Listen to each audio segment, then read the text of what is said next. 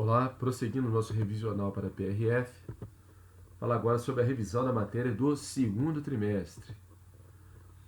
Então, iniciando aí, capítulo 9, aspectos gerais da América Anglo-Saxônica.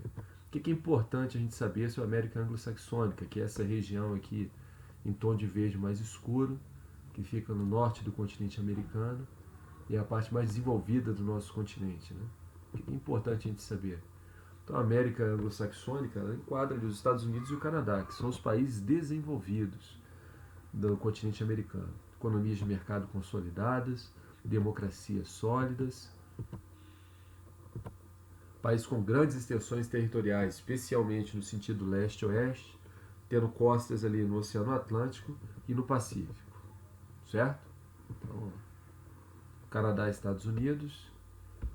Então é importante você ter costa nos dois oceanos, né? Porque a leste, né? Você tem acesso aos mercados da Europa e a oeste você tem rotas ali para o Pacífico Norte, né? China, Japão e Coreia do Sul são importantes potências econômicas do mundo. O clima na América anglo-saxônica, né?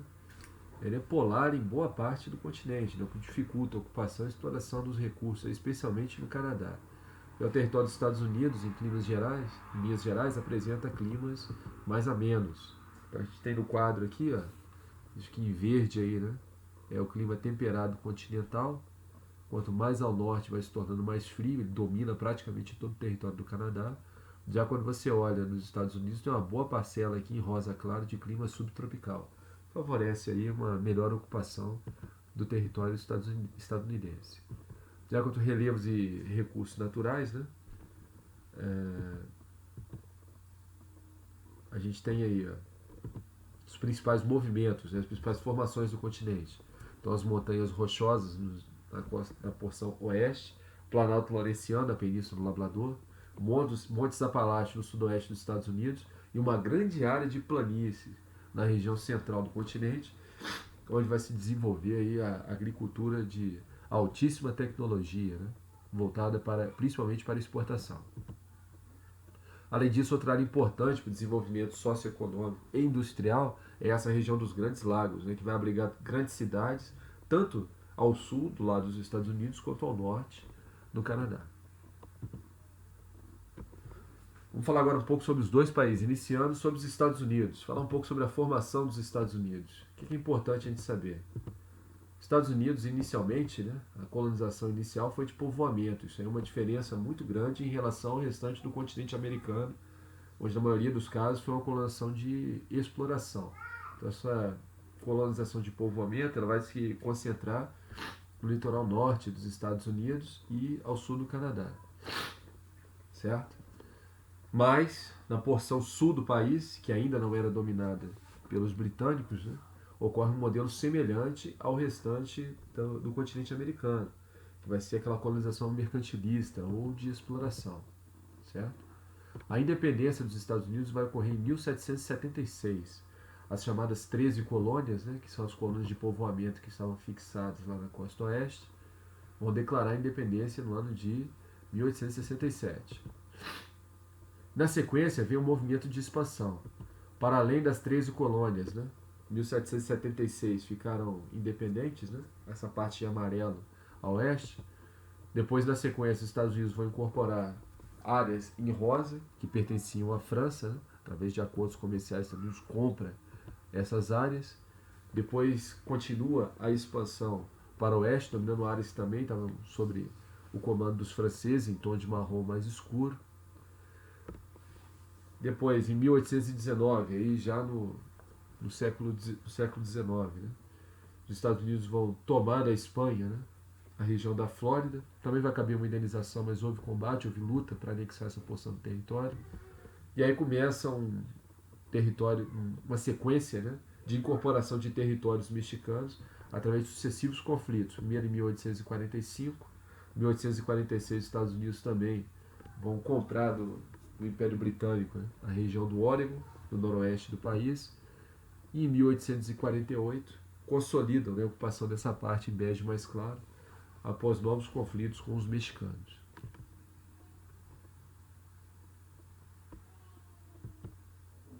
Depois, em 1867, vão comprar, né, do Império Russo o Alasca. E já em 1898, final do século XIX, vão ocupar e colonizar, né? Ocupar e incorporar ao território o, o Havaí, que até então era uma república independente, certo? Aí os Estados Unidos mesmo ocuparam essa área. Essa extensão territorial, né, ela demandou a vinda de grandes contingentes de imigrantes europeus, mas também demandou um aprofundamento das desigualdades entre o norte e o sul e essas diferenças, né? Enquanto o norte ali era uma região industrializada, que detinha o poder econômico, o sul era uma região mais agrícola, né? E ainda praticava mão de obra escravagista, detinha parte do poder político. Então essas diferenças aí, elas vão se aprofundando a um ponto que vão levar o país a entrar em uma guerra civil no ano de 1861, que é a chamada Guerra de Secessão. Então, o principal estopim para a guerra foi a abolição da escravidão determinada pela União. Aí o norte e o sul entraram em conflito, certo? Os estados do norte, do sul, né, os chamados confederados, se rebelaram contra o poder central, que eram os estados em azul, que era chamada União. Formaram um novo país e após uma sangrenta guerra civil, né, o norte venceu e houve uma consolidação da federação nos Estados Unidos. Então os países eram meio que associados, né, mas tinham muito mais autonomia. Os estados eram meio que associados, mas tinham muito mais autonomia. Agora eles respeitam, né, a União como poder central. Na sequência, né, desenvolvimento industrial, abolição da escravidão e a expansão demográfica, territorial e econômica do país foram algumas consequências da Guerra de Secessão. Além disso, né, ao final do século XIX, os Estados Unidos já eram uma potência econômica e industrial. Ao final da Primeira Guerra Mundial, eles se tornaram a maior potência econômica do mundo. E ao final da Segunda Guerra Mundial, consolidaram-se ainda como a maior potência econômica a nível global. Falar um pouco sobre o espaço urbano e industrial dos Estados Unidos. O que é importante a gente saber? Então, o Nordeste é o centro financeiro e industrial do país. Diferente do Brasil, onde o Nordeste é uma região com muitas carências, nos Estados Unidos é a região mais rica. Ali foram descobertas inicialmente jazidas de carvão, de petróleo, e favoreceu o desenvolvimento da siderurgia e da metalurgia. O setor de serviços também é muito forte no Nordeste dos Estados Unidos, que é essa região aí em vermelho, que também é chamado Manufacturing Belt, cinturão da manufatura, ou Rust Belt, cinturão da ferrugem, por conta da indústria automobilística e da grande industrialização que você tem nessa área. Esse arco aqui que incorpora desde o Nordeste dos Estados Unidos até a região dos Grandes Lagos. Certo? Então, o Nordeste dos Estados Unidos tem a maior concentração urbana e industrial do país, onde se encontram as megalópolis, né? Então, você tem aqui 3 grandes megalópolis, ou seja, concentração de regiões metropolitanas nos Estados Unidos. Boston, que é uma rede de metrópoles que se estende de Boston até Washington. Sansan, né, que é a megalópole da Califórnia, uma rede de metrópoles que vai desde San Diego ao sul até São Francisco ao norte. E Shipts, né, que é uma rede também de metrópoles que incorporam, além das cidades americanas, né, de Chicago e Pittsburgh, também a região metropolitana de Toronto, no Canadá, que tem ligação aqui pelos Grandes Lagos. Então, uma Shipts pode se considerar uma megalópole internacional. Já quando a gente fala da porção sudeste do território dos Estados Unidos, estamos falando do Sun Belt, né, ou Cinturão do Sol, essa área aqui entre o Golfo do México e a Flórida. Então, o sudeste dos Estados Unidos teve um desenvolvimento significativo a partir da década de 1960, principalmente com o avanço da corrida espacial e com o desenvolvimento da indústria ligada à aeroespacial, né, que se instalou nessa área. Outro carro-chefe também dessa área é a indústria petrolífera. Né? A Lei dos Direitos Civis de 1964 também aboliu os últimos resquícios, né, da escravidão nessa região. Então, quando você parou com as leis de segregação e estabeleceu direitos iguais para cidadãos negros e brancos, a indústria petroquímica, né, sentiu mais segurança em se instalar nessa parte e houve um desenvolvimento econômico global, certo? Já a costa oeste, né, é um ponto estratégico dos Estados Unidos. tem importância estratégica em relação ao Extremo Oriente, né? Então, quando a gente fala da costa oeste, aqui é o Oceano Pacífico, aí a costa oeste dos Estados Unidos, dá um acesso direto aqui aos portos do Extremo Oriente, né? Da China, Japão, Coreia e da Oceania, com a Austrália.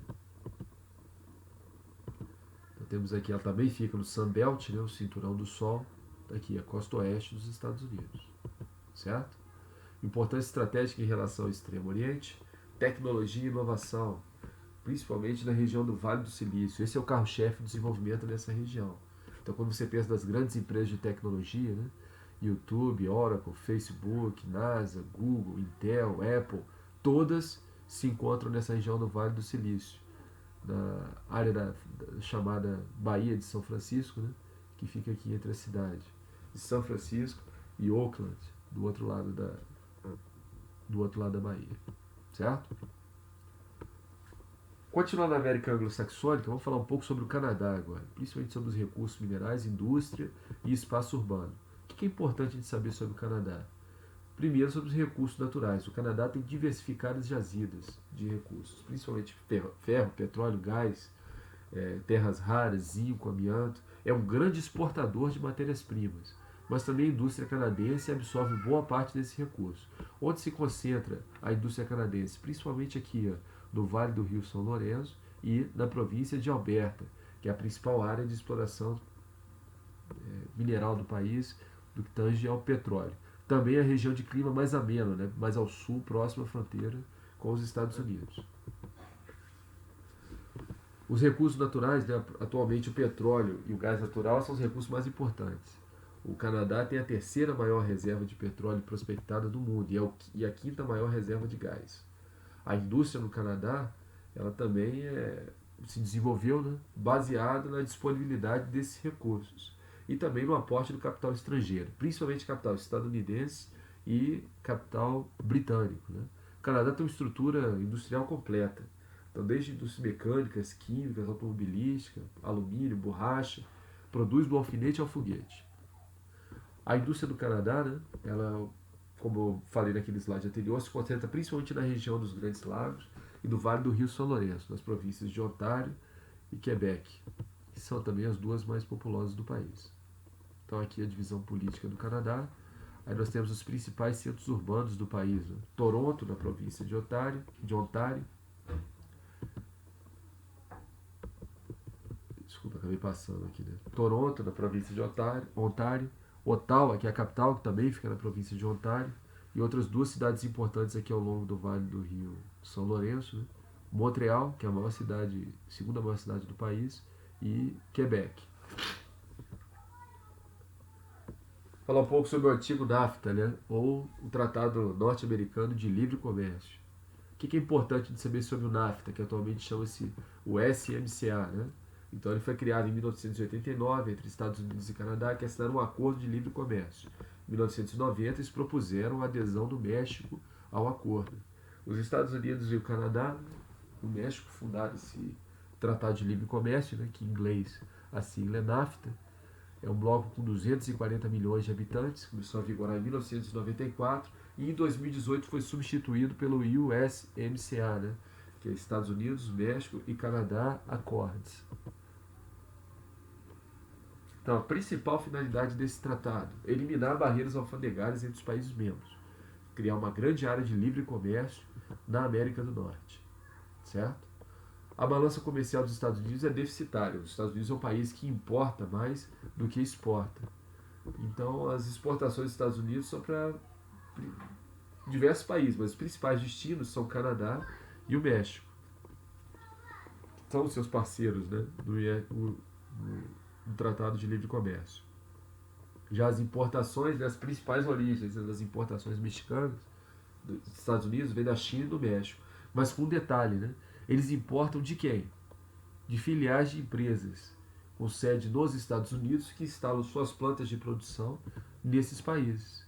Então, geralmente, né, as empresas estadunidenses produzem no exterior, especialmente na China e no México, onde encontram ali legislação trabalhista mais flexível e conseguem produzir a custos mais baixos.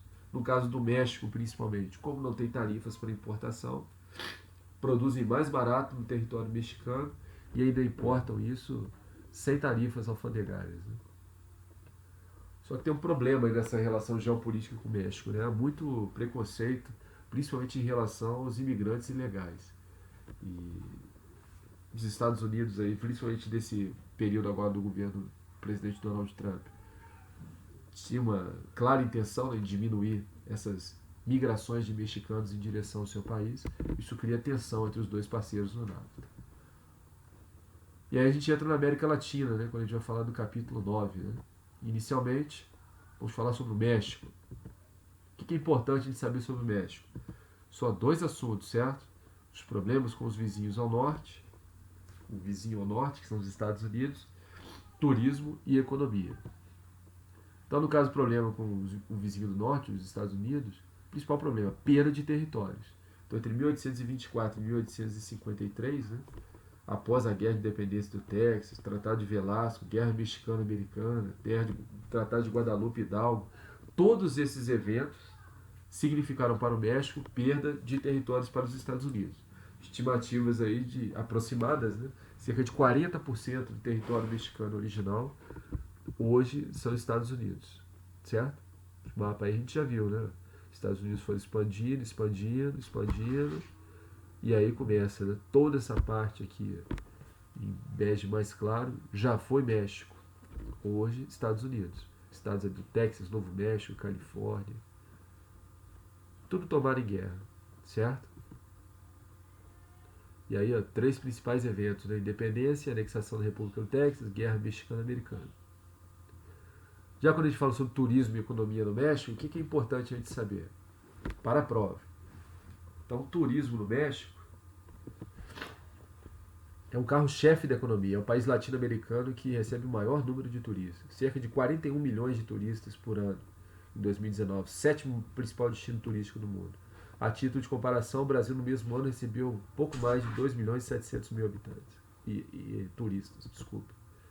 Principais destinos: Cidade do México, as ruínas, né, do período pré-colombiano e os destinos caribenhos, né, turismo de veraneio. A economia do México, né, principalmente atividades industriais, agrícolas e mineradoras. Petróleo é o principal produto de exportação. O México também produz automóveis, aviões e eletrônicos. A gente vê a indústria petrolífera se concentrando principalmente aqui na região do Golfo do México. E a parte industrial, a gente tem as chamadas indústrias maquiladoras, né, que são esses pontos em vermelho, que se concentram ali do lado da fronteira. Né? Normalmente são filiais de empresas estadunidenses que produzem mais barato, bem próximo à fronteira, e aproveitam ali o SMCA, né, o antigo NAFTA, aquelas barreiras de importação e exportação que são muito baixas, né, não tem tarifa, para produzir muito mais barato aqui no México, mão de obra muito mais barato, e depois importar esse produto para ser vendido nos Estados Unidos. Avançando um pouco na América Latina, falar sobre a América Central. O que é importante de saber na América Central? Então, Canal do Panamá e Cuba. É isso que vai cair na PRF, certo? Sobre o Canal do Panamá, inaugurado em 1914, construído pelos Estados Unidos, ficou sob posse dos Estados Unidos até 1999 e é uma rota fluvial com 82 quilômetros de extensão. Maravilha da engenharia. Responde por 40% do PIB panamenho. Então, o Canal do Panamá, né? Panamá fica aqui na América Central. A zona do canal, né, vai representar essa parte aqui no centro do país, certo? Qual a função do Canal do Panamá? Por que os Estados Unidos têm tanto interesse? Observe aí, né, essas linhas achuradas. Antes do canal, para você sair de um porto na costa leste dos Estados Unidos para um porto na costa oeste do país, você tinha que contornar toda a América do Sul, uma rota enorme, né?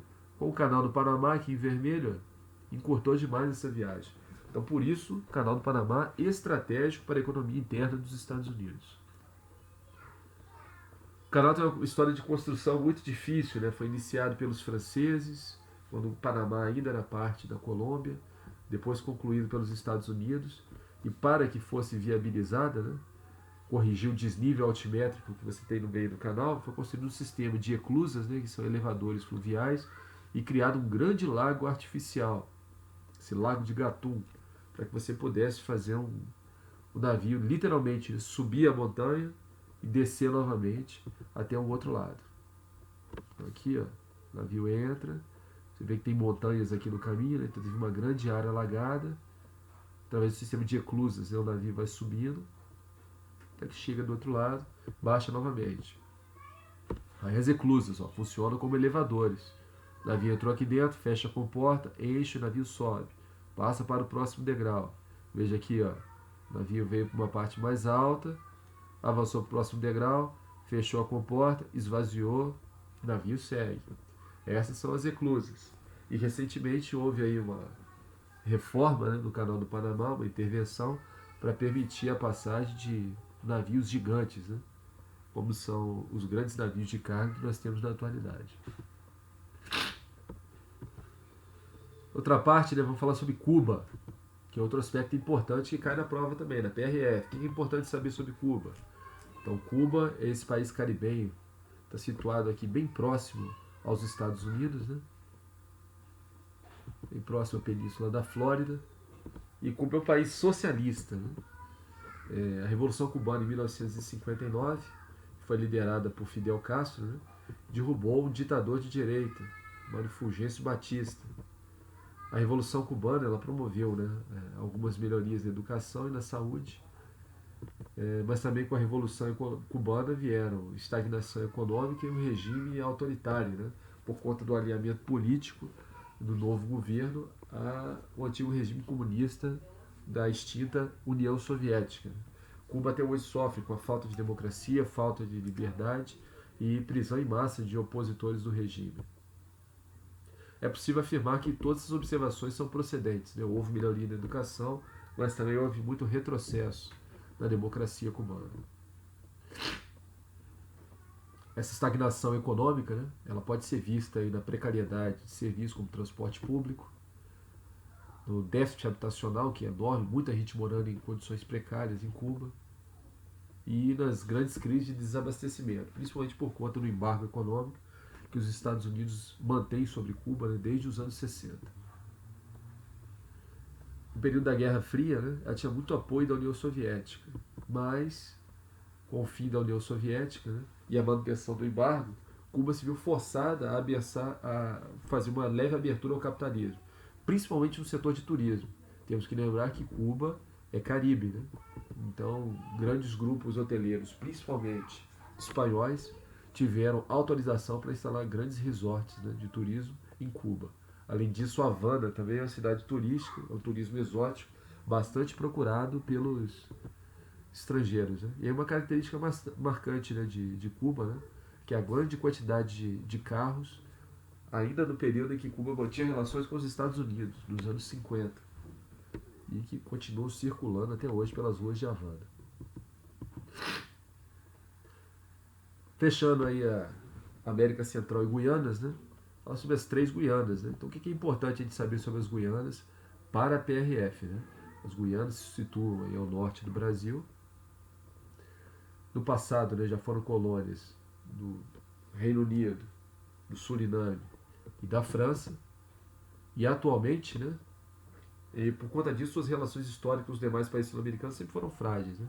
Sempre se desligaram mais com os seus colonizadores. A Guiana e o Suriname atualmente são países independentes, então eles vêm tentando estreitar as relações comerciais com os demais países sul-americanos. Mas a Guiana Francesa, né, que ainda é um departamento ultramarino francês, realiza a maior parte do seu comércio exterior com a própria França. Seguindo ainda pela América Latina, vou falar agora sobre a América Platina, no capítulo 10. Então, o que é importante saber sobre a América Platina? Que é essa região aqui em laranja, composta por Argentina, Uruguai e Paraguai. O que é importante saber sobre a América Latina? A América Latina, ela foi o antigo vice-reino do Prata, né? Essa parte em rosa aqui, com exceção da Bolívia. O que a gente tem que saber sobre essa região? Para a prova, só a Argentina. Só cai a Argentina, certo? Então a Argentina, situada aqui ao sul do território brasileiro, né? É a terceira economia mais industrializada da América Latina, atrás apenas de Brasil e México. O território argentino está dividido em três grandes regiões, né, três grandes compartimentos. Os Pampas, a Cordilheira dos Andes e a região da Patagônia. O Pampa, né, que se estende também por parte do Rio Grande do Sul e do Uruguai, é marcado aí por essa superfície plana dominada por gramíneas, né, altamente propícia ao desenvolvimento da pecuária extensiva de corte, tanto de gados quanto de ovinos, e também o desenvolvimento da agricultura de precisão com alto nível de maquinário. Já quando a gente fala da região dos Andes, né, da Cordilheira dos Andes aí na Argentina, estamos falando principalmente da região de Mendoza, né, destino turístico e produção vinícola do país. Já a Patagônia, que é a região mais fria, né, em verde, ao sul do país, a gente está falando de destino turístico de inverno, né, para conhecer as geleiras e glaciares da região, pecuária de ovinos, que é muito tradicional na área, mas também recentemente exploração petrolífera, né, dessa formação Vaca Muerta, né, que é uma província mineralógica descoberta aí nos Andes até a fronteira com o Chile. Então a Argentina explora muito petróleo nessa região. Vou falar em Andes, né? No capítulo 10 a gente viu a América Andina. Né? O que é importante saber sobre a América Andina? Que essa região em vermelho aí, composta por Venezuela, Colômbia, Equador, Peru, Bolívia e Chile. Para a prova, é também uma área que, você vê em amarelo aí, né? Foi dominada pelo antigo Império Inca. A América Andina, né, ela engloba hoje as antigas Capitanias Geral da Venezuela, Vice-Reino de Nova Granada, Vice-Reino do Peru e Capitania Geral do Chile. Toda essa região compõe hoje a América Andina. Né? Todos foram colônias da Espanha. O que é importante de saber para a América Andina para a PRF? Só Venezuela. Certo? Então lembrar que a Venezuela está situada ali a noroeste do Brasil. Foi um país fundado aí pelo libertador da América, Simão Bolívar, mas que ganhou um novo contorno geopolítico, né, após a assunção do poder, a ascensão ao poder pelo coronel Hugo Chávez, né, no final dos anos 90. Desde então ele entrou numa crise humanitária, né, que foi só aprofundada aí pelo Nicolás Maduro, né, são Nicolás aí, mas Nicolás Maduro. Então o regime chavista, né, implantou um sistema de controle legislativo do judiciário e um grande programa de estatização de empresas. Tudo isso baseado no petróleo. Cerceamento da liberdade de imprensa, perseguição a opositores, todas são realidades aí do regime chavista. Só que com a queda dos preços do petróleo no mercado internacional, houve uma crise econômica, né, no final do século XX. E é dessa crise econômica, com o Estado altamente... governo altamente centralizador, né? E uma economia muito engessada, muito estatizada, pouca democracia também, pouca liberdade política de expressão, isso afugentou os investidores estrangeiros. Sem dinheiro para investir, a Venezuela tem o petróleo, mas não consegue beneficiar, a renda geral do país diminuiu e desde então o país vivendo uma crise humanitária sem precedentes na história. Tem muita riqueza, né, baseada no petróleo, mas não consegue usufruir dessa riqueza. Então essa é a realidade da Venezuela hoje. Pobreza extrema, né? Isso levou a uma crise migratória, né, chamada diáspora venezuelana. Cerca de 4 milhões de venezuelanos deixaram o país, isso dados da ONU, referindo ao ano de 2019. 1.300.000 foram para a Colômbia, né, que foi o maior destino. O Peru também recebeu um grande contingente. O Brasil também recebeu até 2019 mais de 200.000 venezuelanos. E segue assim, a pé com as famílias, com os poucos pertences que lhes sobram, em busca de melhores oportunidades do que no nosso país. Certo? O segundo trimestre foi um pouco mais longa a revisão. Vou parando por aqui. Retorno no próximo vídeo com a revisão do terceiro trimestre. Até mais.